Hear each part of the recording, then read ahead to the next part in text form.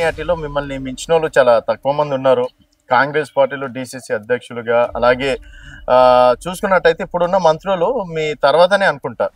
So ఏందండి అంటే అంత మంచి స్థానం ఇచ్చి అప్పుడు ఎందుకు బీఆర్ఎస్లోకి రావడం అనేది జరిగింది? ఈరోజు కాంగ్రెస్ పార్టీలోనే ఉంటే మీరు డెఫినెట్గా మీకు ఒక మంత్రి హోదాలు ఉండేవారు కదండి.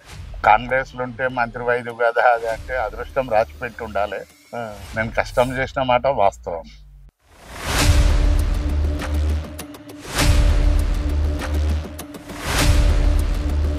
అనిపించిందా అన్న మీకు ఎప్పుడన్నా అరే నేను కాంగ్రెస్ పార్టీలో ఉంటే రోజు మంత్రి అయ్యేటోని కదా అట్లా ఏం లేదు, నా అదృష్టం అది లేదనుకుంటాను నేను.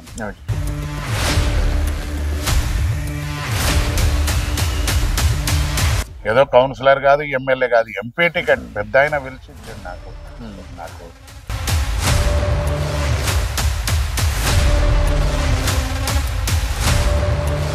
అంటే అనిపించలేదా కిరణ్ కుమార్ రెడ్డి చేతిలో అంటే మనకన్నా జూనియర్ కదా అబ్బాయి చేతిలో ఓడిపోయాం కదా అట్లా అన్నట్టు ఏమన్నా? వాడు ఎవడండి నాతో పాటు ఓడిపోయినా ఇంకొక ఆయన గెలిచిన ఆయన మందులకే వస్తలేరు, నేనే వస్తున్నా.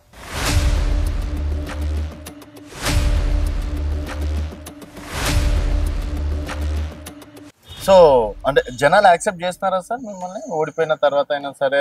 మొన్న ఇద్దరు సీఎం, అయినా సీఎం ఈయన తొలి సీఎం పెద్దలు కేసీఆర్ గారు, ఇద్దరు రేవంత్ రెడ్డి గారు, ఇద్దరు కూడా వెంకటరామరెడ్డి చేతులు ఓడిపోయారు.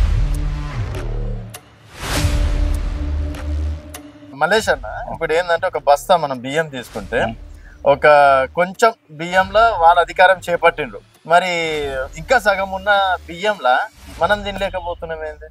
అంటే రాజకీయం అంటే తినుడేనా? తినుడు అంటే మంది సొమ్ముదేనా? రైలు అమ్మడి కొడుకులంతా